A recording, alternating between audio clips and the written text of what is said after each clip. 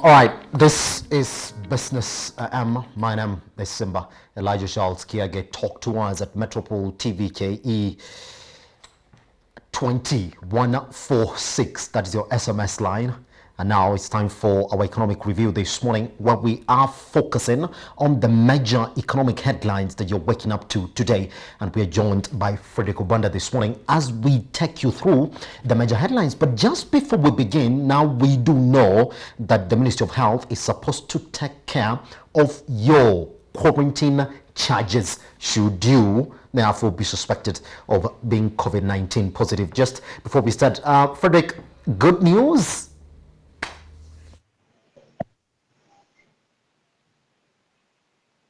Yeah. In regards to government taking care of COVID-19 patients, that's good news for everybody. I mean, it's taken us time to get there. Why did it take us this long to get there?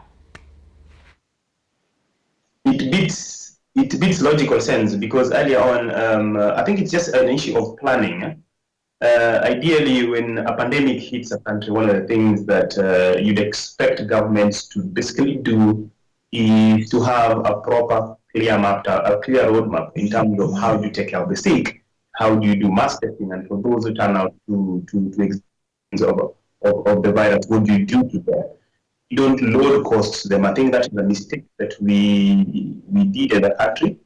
And I look at it in terms of we have a government that is not planning with psychologists, is not planning with sociologists, is not putting all manner of professionals within its planning infrastructure. And therefore, end up with a situation where we put in measures, but we are not very sensitive to the psychosocial aspect of this pandemic. And that's a big mistake. You can see what is happening where people are afraid of being tested because someone can't even afford their rent, leave alone food. Now, what happens when they get tested and they get quarantined and they're slapped with a bill of hundreds of thousands? What happens to their families? You see, what we basically created is a fear environment, and that's really bad for a pandemic.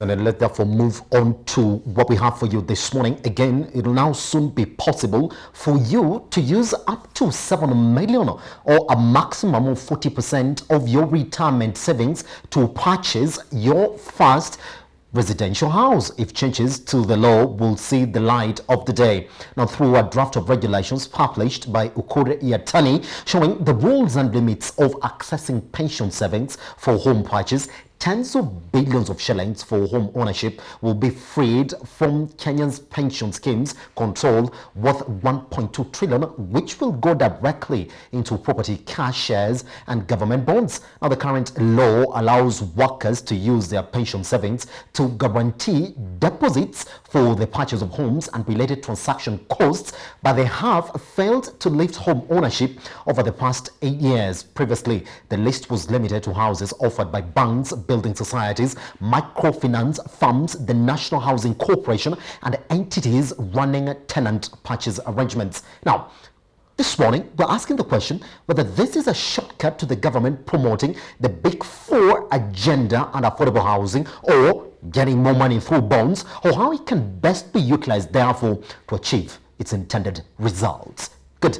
Now, Fredrick, coming at a time when the government is in serious need of money, coming at a time when Ukure Yatani is under pressure, therefore, to foresee the Big Four agenda. And one of those where he's getting into is unaffordable housing. Now he's telling us you can actually use up to 7 million shillings maximum of your retirement benefits, which you can use to buy a house or get it into government bonds. Is it a way for the government to try and get a shortcut to the Big Four agenda? Yeah, I want to look at it in three perspectives. The housing aspect of the Big Four agenda was a very good idea.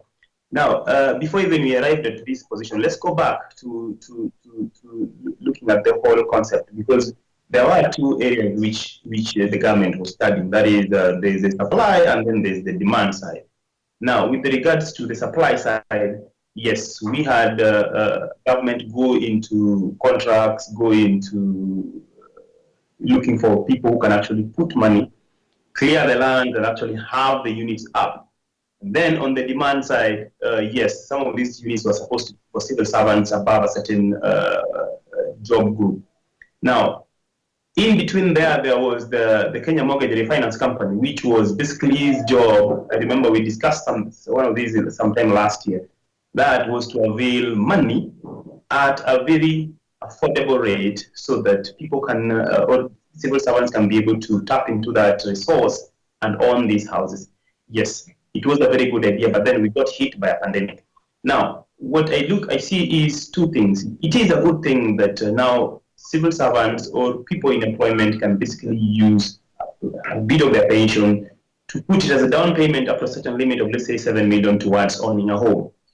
It is a very good concept on paper because yes, some of the people may resort to actually doing that. But then, as a government, one of the things we have to be very, very careful about with this idea is, as much as it may sound like a very good point, we need to remember that we are a third world country. And therefore, what happens when all these people get retired, when they retire, what happens to, how do they live off their lives? Because even the current retirees, we see situations where they can barely survive for even 10 years after quitting the workforce. So we have to make a very tough call there. Do we as a country decide to open up that pension and then allow people to acquire houses because government want to achieve their objective? Or do we educate them on the risks of actually doing that? That look, when you get a step out of work, you may be having a house, yes, but you'll be living on a very, very minimal budget. To some extent, that budget may not even be there, and therefore your lifespan may even be shorter. Those are some of the balancing effects that we as a country need to discuss broadly. The second part is, yes, we have, I saw the fund will be open to SACCOs, to everybody else out there who is being looped into the supply side of this chain. But then again, has government putting enough regulations, enough rules to safeguard people's pensions? Because this is a very, very sensitive area.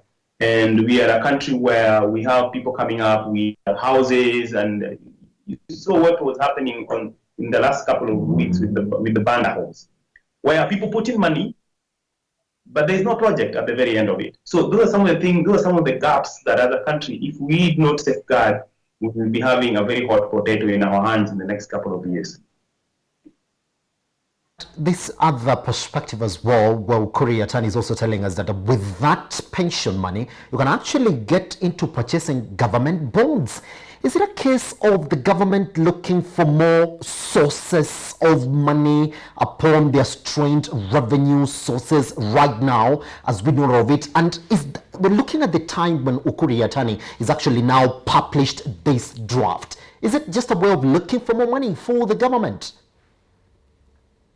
Yes, the government has no money, and if you don't have money, there are two things basically that a government can do. You can go into the international market and actually look for borrow from there, or you can borrow locally. And the third option is basically tapping into some of the reserves, like what we're seeing. So the two options are not feasible right now. The only option that is left is to tap into these reserves, like pensions.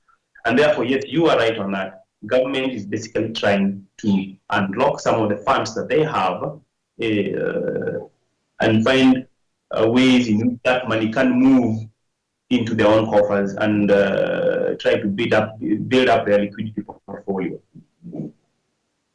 We just want us to leave it there, therefore, this morning as we move into the next issue, as we have for you that you should know now, ruling by the Competition Tribunal which has eased the regulatory orders that had blocked any sale agreements over the next 5 years as a condition to the two entities merging. I'm talking about Telkom and Airtel. Now, the tribunal on Tuesday maintained that the merged entity cannot be bought off, but it can offer new shares to third parties in efforts to raise fresh capital. However, it barred Airtel and Telkom Kenya from selling sections of its business to a firm that controls more than 40% of Kenya's voice or internet market. Telkom Kenya accounted for 6.2% of the local mobile telecom subscribers market as of December, behind second-placed Airtel, which had 25.9% market share. Now, question therefore being this morning is that can this be used as a stepping stone for merged entity to fight Safaricom's dominance in the market, and how has the delay in getting this ruling from the tribunal affected the market chances for the merged entity in terms of claiming a reasonable share? And finally, Telkom did ink a deal in the 4G loan services in the country, offering services to areas that have a weaker or no connection. Will this therefore be the next frontier in the battle with Safaricom? I want us to start from the middle ground here this morning, Fredrick. Yes, now they can actually therefore raise more capital as they continue to address this merger. Do you think that this 25.9 plus the 6.2 plus this new move therefore for the tribunal to allow them source for fresh capital is the starting point for this merged entity to start to fight the dominance of the other player who we all know is Safaricom? Well, two things I observed. Yes. Number one, the merger actually puts in both companies are bringing in some technical and a large pool base that I do believe will help their costs going forward. Now, on the second question of whether this merger will actually affect Safaricom dominance, I am of the opinion that in this market that these three companies are playing at, Safaricom has been for a long time very consistent in terms of their messaging, in terms of their product portfolio. Now, the other two companies have been a lot shaky, and you cannot attract new customers or new entrants into your market segment if you're not consistent with what kind of product you're offering. Yes, that is one thing that I do believe that if they happen to succeed in putting their resources and their plans together, can they be consistent in the market so that the consumer can be able to identify with whatever product they're offering. That way, you can begin to talk about trying to cut into Safaricom's dominance. If they don't do that, then you can't possibly even argue with Safaricom right now. It will be a possible task.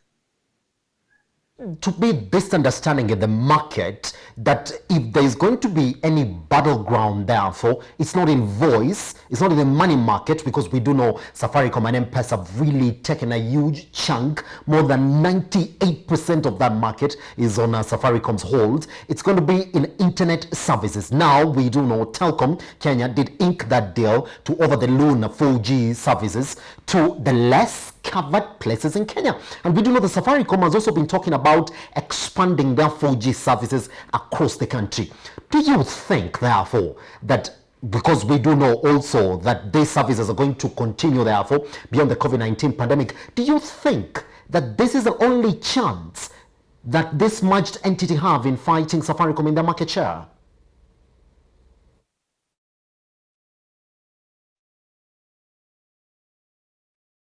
I think we seem to have lost Fredrick again. I mean, once we come back again, that's exactly where we're going to start from this morning again. You're still watching Business AM. Yeah, this is one of those things that we say. You gotta get used to it because we're trying to work right from home. Once we come back, it's gonna get back on that question right here again. Keep on talking to us, 2146.